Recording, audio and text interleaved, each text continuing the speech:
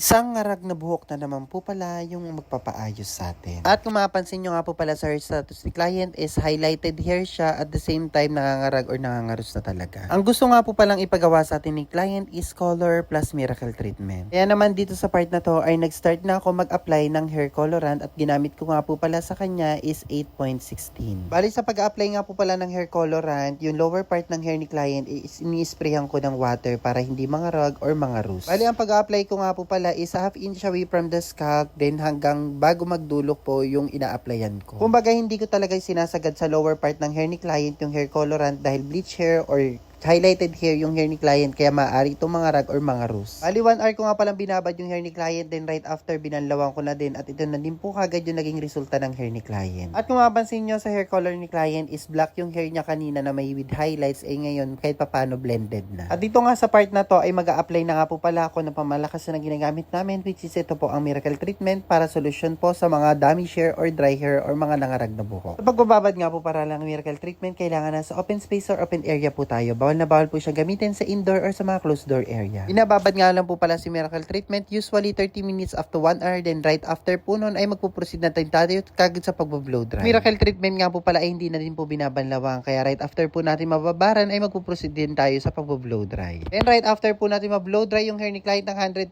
pag-proceed naman po tayo sa pag-hair iron at ito na din po kagad yung naging resulta ng hair ni client after ko siya mapadaanan ng hair iron. At kung mapapansin nyo naman yung hair ni client medyo nabuhay na talaga regarding sa kanyang hair color at the same time naging shiny and smooth talaga. Kaya naman sa mga kapwa ko hairdresser, salon owner na mga nais na gusto din ma-achieve yung mga ganyang kagandang hair, don't worry, maabil nyo din mo naman po yung product sa ating orange app at sa ating black app. Make sure lang din na lagi po kayo manood ng mga sample tutorial video kung paano po gamitin yung product the moment na mag-avail po kayo.